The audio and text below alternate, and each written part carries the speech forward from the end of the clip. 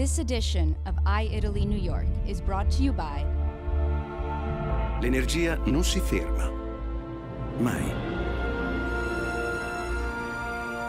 L'energia crea, si trasforma, diventa un'idea per generare nuova energia.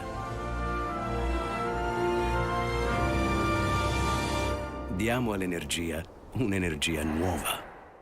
So what are we going to do at Expo? We'll get to know more than 140 countries and Italian excellence all in one place. We'll discover the world's biggest restaurant. We'll go to the shopping supermarket of the future. At Expo, we'll ask a lot of questions and get the answers from the world's finest minds. We'll take part in shows in a theater under the stars. And we'll discover that food is joy, because food is life. Expo Milano 2015, the grand worldwide food event is coming. So have you got your ticket?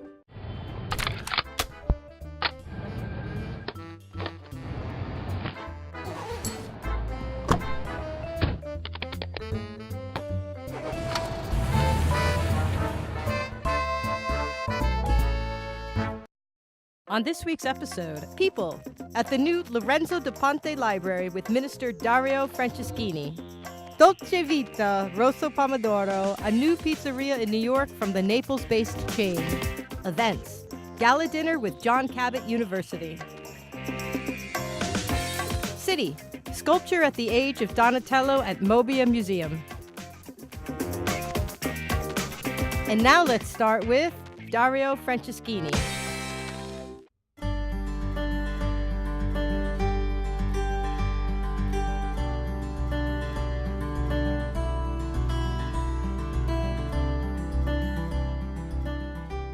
The Minister of Culture and Tourism, Dario Franceschini, visited New York to present the cultural programs for Expo Milano 2015 at the Italian Cultural Institute and the Consulate General.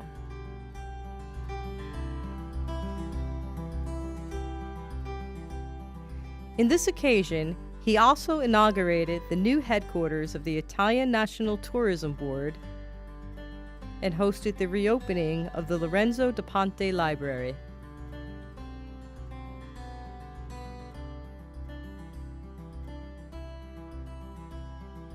Cosa vuol dire inaugurare una biblioteca come questa a New York?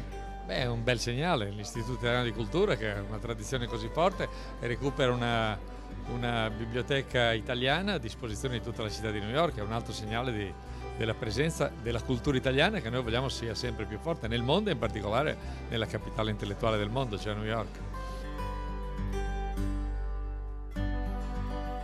Agli occhi degli americani il ministro della cultura è forse il ministro più importante per un paese come il nostro. Io ho fatto molte cose nella mia vita parlamentare di governo precedente, volevo fare il ministro della cultura perché sono convinto che sia un grande investimento per il paese e anche è un dovere costituzionale. Investire in cultura fa bene alle menti, fa bene alle anime e fa bene anche all'economia italiana.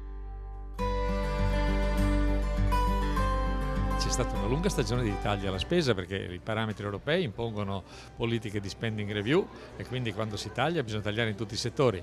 Questa stagione di tagli sulla cultura è interrotta, noi stiamo investendo sul cinema, stiamo investendo con nuove norme sullo spettacolo, stiamo investendo nel recupero del patrimonio culturale e abbiamo soprattutto spalancato le porte ai privati.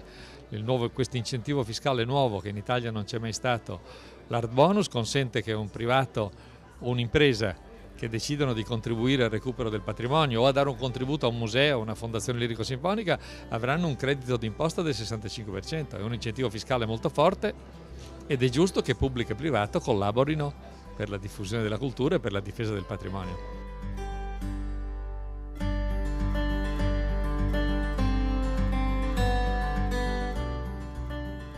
Patrimonio culturale, patrimonio paesaggistico, Expo, cosa vuol dire per l'Italia? Beh, è una straordinaria occasione l'Expo, è un evento importantissimo, ci saranno 140 padiglioni nazionali, sono già stati venduti 8 milioni di biglietti, 5 dei quali non italiani, la previsione è che arriveranno più di 20 milioni di persone. Noi abbiamo messo in campo una offerta culturale enorme nel paese, c'è un sito che si chiama simpaticamente veribello.it che in cui sono raccolte tutti gli eventi culturali di qualità che in quei 6 mesi si svolgeranno non solo nei padiglioni di Milano dell'esposizione, ma in tutta Italia. E un viaggiatore che decide di venire in Italia può scegliere in anticipo, sapendo i giorni in cui viene, se vuol vedere la lirica, se vuol vedere la danza, se vuol vedere manifestazioni storiche, se vuol vedere jazz, musica, mostre d'arte, può scegliere, e in quel sito si ha la sensazione di cosa vuol dire l'Italia. Non è tutto concentrato in una grande città o nella capitale, ma è davvero diffuso in tutta Italia. In Italia non si va soltanto a Roma, a Firenze, a Venezia, alle grandi capitali dell'arte, ma si può andare in qualsiasi luogo, si può andare dalla Sicilia fino al nord, alle Dolomiti, nei laghi come nei piccoli borghi, nelle città d'arte come nei siti archeologici. Davvero si possono fare 1000 viaggi e non bastano mai. Grazie.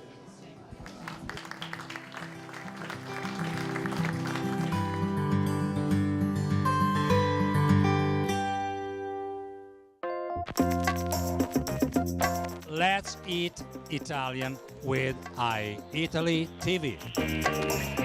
I'm from Naples, and after 6 or 7 years doing research in particle acceleration, the family says stop chasing particles, but you're chasing pizza. And in 2011, I moved here, and when we opened the first corner inside the Italy store on 23rd and 5th Avenue.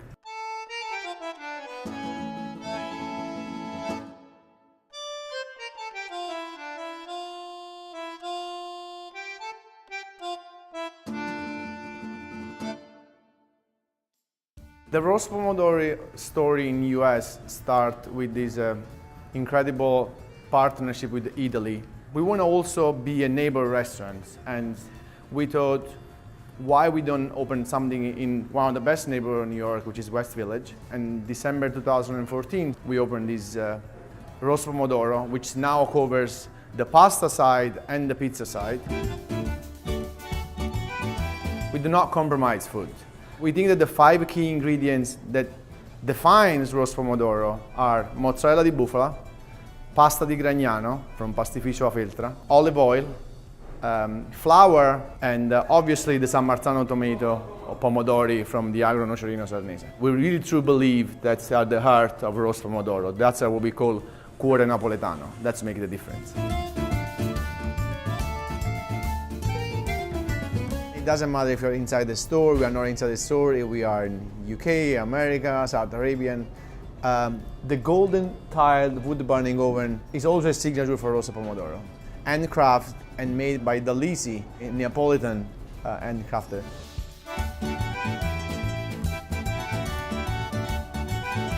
The fuel that we use for the oven is pure wood. There is no gas, there is no mix, which make it very difficult, I have to say, for the fornaio, which we call the people that have to deal there, to keep the temperature right. The pizza in our oven cooked in 90 seconds, and that's because the temperature is above 900 degrees. When we came to New York, we partnered with this incredible architect, which is Richard Lewis. Myself and him, side to side, we start thinking about what's the real Italian and Neapolitan feeling in New York. So here we're using the marble tabletop, which is in the idea of the movies of the pizzeria napoletana. That's what you imagine, no? All the wood putting on the wall instead, in order to be integrated in the community, is reclaimed wood that was destroyed after Sandy, and we use it on the wall. And I think it looks good. When we decide to build the team, we are Neapolitan. We believed in that. It's not just that we want to do it or not. So we choose Rosario, which is 3-generational pizza guys. He's very young. He has this eager, you want to succeed, because Napoli is a different town. So since 2011, he joined the company. He's doing an incredible job to make the real Neapolitan pizza here. But for now, it's too much talking. Now let's have a pizza and let's eat. Andiamo a mangiare. My name is Rosario, and I'm a 3 generation of pizzaioli. And I live in USA. I come here in 2008, and from that day to now, I try to bring my tradition, the Neapolitan pizza in USA.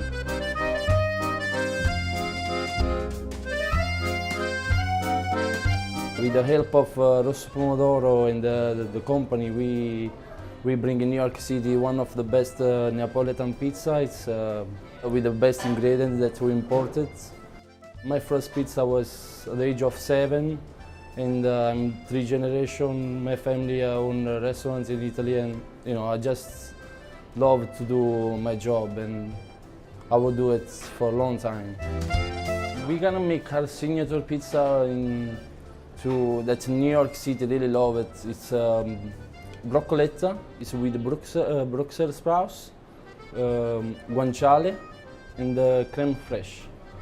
With the seasoning with some salt and pepper and olive oil. The first step is to take the pizza dough with some flour that is already raised for 24 hours.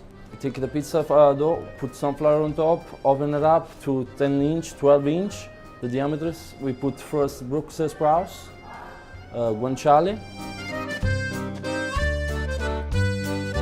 some parmesan and olive oil, and we bake in the oven.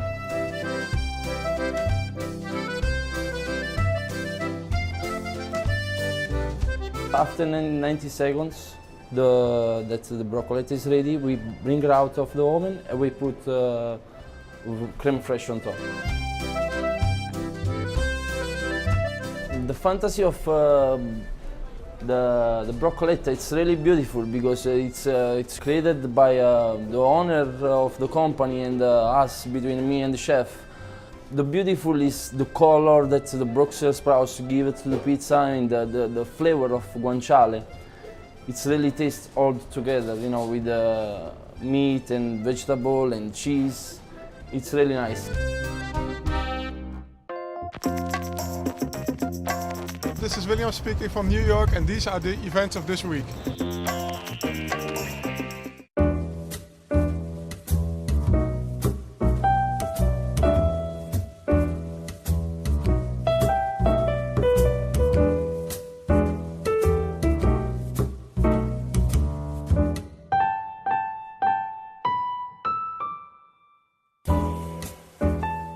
Tonight we're gathering the board members and the administration of John Cabot University of Rome, the leading American university in Italy.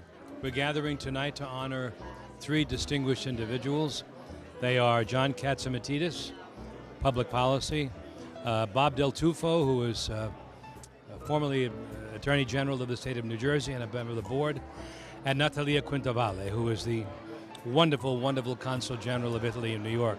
She's done so much for Italian and Italian-American relations that this university, which has a foot both there and here, felt it appropriate to honor her, and we're doing so tonight. John Cabot University is an American overseas university and is in Rome since 1972.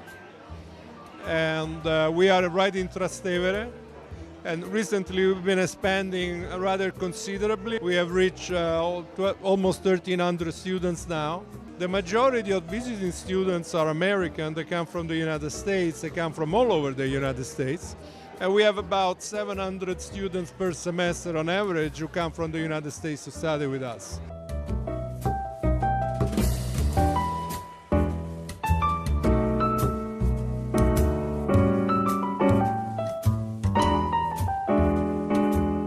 We are the foremost Italian-American university. We have day students, we have graduates, we're going to have a big school, and it's just a wonderful bridge between America and Italy. We have a wonderful faculty and wonderful students and wonderful graduates. John Cabot is a very special university. It offers young people a chance to have what we refer to as a global education. They attend the university in Rome. The makeup of the student body is varied, and so the students have an opportunity to interact with people from all over the world at a very young age, and I think it helps to define them in their educational process.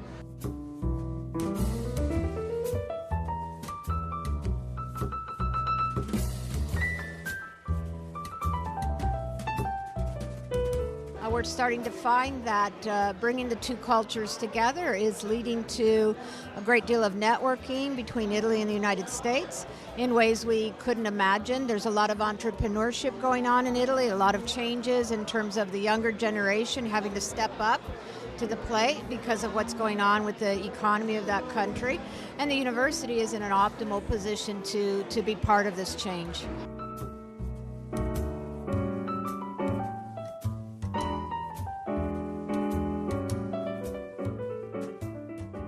The world is getting much smaller. Education is the most important word in our dictionary. Now, education, where people come from all different cultures. They come from India, China, Rome, Paris, United States, Brazil. When they come, they bring with them, not only are they good students, that they study the subject matters in English, but they bring with them their culture, their traditions, their history. And when you find that in a student body, people get more out of going to college than just what they learn from a professor. They learn a great deal from each other. This is just a jewel of a school, and it's thriving so much now. Rome is a wonderful place to live, and you're in the immediate vicinity of all that art and statues and all kinds of things that would make a living in Rome so meaningful. I'm humbled to be here, and it's a wonderful school, and I love Rome. I'm part Italian a little bit. My father was an Italian citizen from the Dodecanese Islands, and the Dodecanese Islands were part of Italy till March 7th, 1948. I was born September 7th, so I was conceived an Italian. I was born a Greek, but I was conceived an Italian by an Italian citizen father. I'm one of the honorees of this very important event. The John Cabot University is an American institution, but its seat is in Rome. It's something that I like very much because it put together the Italian culture, the presence in a city like Rome, and the American ways of learning, of teaching, so in a very modern and very interesting way. So I'm very honored to be here with very important persons. The other honorees are much bigger and important than me. But I'm very proud of representing Italy also in this kind of event. John Cabot is Giovanni Caboto. He was a citizen of Venice. John Cabot is much more important than Christopher Columbus because John Cabot is the one who discovered North America and Newfoundland. And he's responsible for the fact that English is spoken in North America because he planted the flag of Britain. So he's the perfect bridge. That's why we named the university after him, because it is an ideal bridge between Italy and the United States.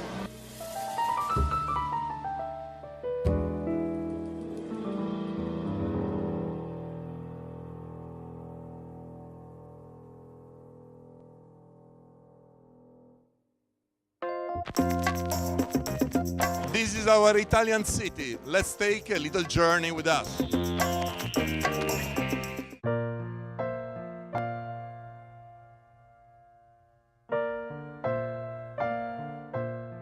Until the 14th of June, there is in New York an extraordinary exhibition of Florentine sculpture of the early 15th century at the Museum of Biblical Art, better known to New Yorkers as MoBiA. The title of the exhibit is Sculpture in the Age of Donatello, Masterpieces from Florence Cathedral.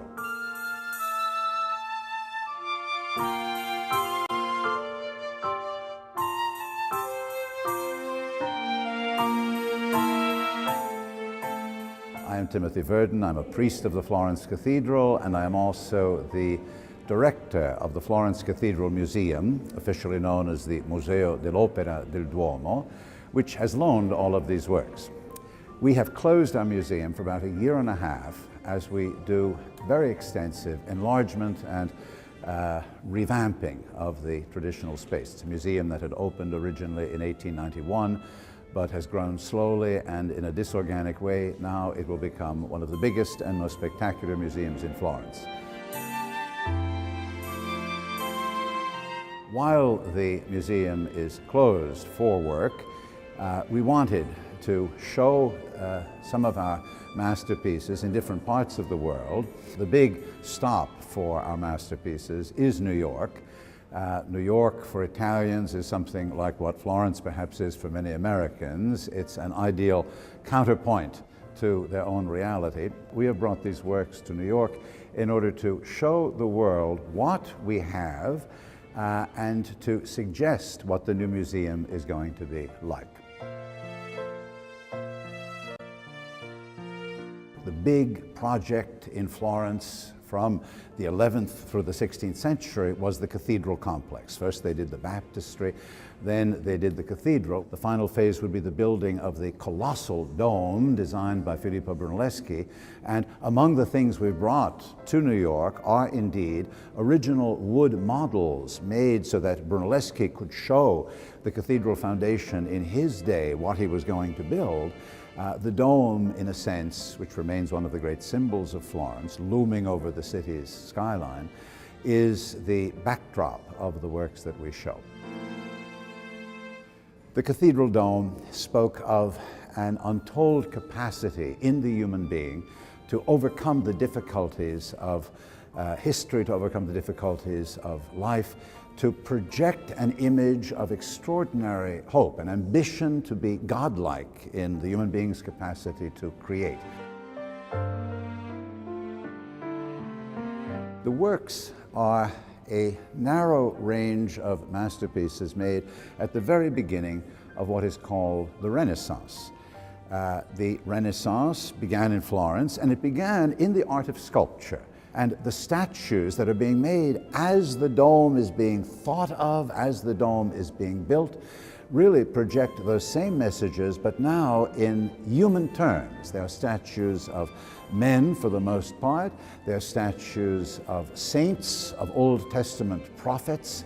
They are statues in which the human capacity to feel, to live deeply, to respond to God and to others becomes so eloquent that it's like being at theater, because the object of all of this expensive and monumental art was to stir people's souls, to give people an image of what it meant to be human, of how human beings relate to the infinite horizons that their art suggests to them, and of which God is the most intimate, the most infinite, I should say, but also the most intimate. I like my mistake there.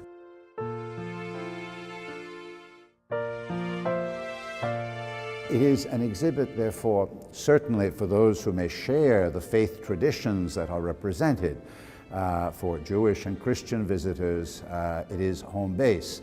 But even for those who have different religious backgrounds or no religious backgrounds, I would dare to say even for those who have consciously rejected organized religion and may say, I don't want to see anything that relates to that world, here you have more. We want to step back from the tradition of scholarly and often tiresome presentation of these works and allow them to be seen again as they were meant to be seen originally, as a form of eloquent mass communication. I think New Yorkers particularly can relate to that kind of inner ambition to express that which is important in life.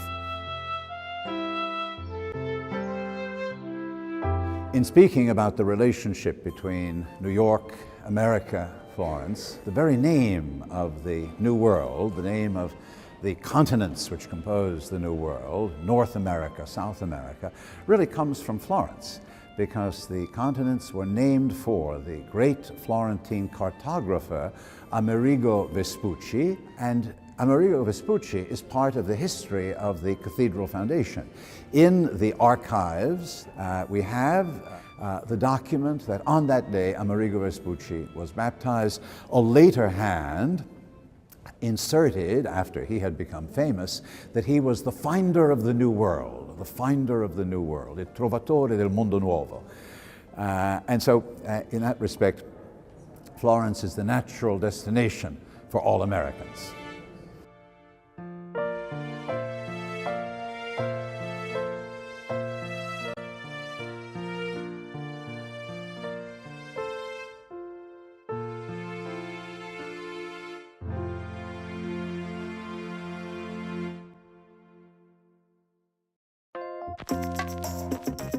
In next week's episode, events, Mediterranean Diet Roundtable, a nutritional milestone, the first Mediterranean Roundtable here in New York. City, a celebration of the 40th anniversary of the National Italian-American Foundation at Cipriani's on 42nd Street here in New York City.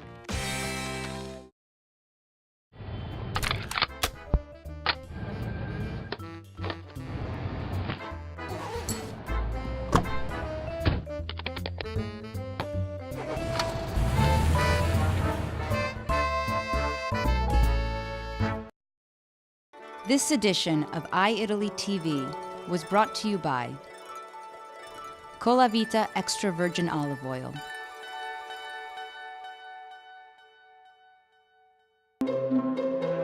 and Cheerio chopped tomatoes.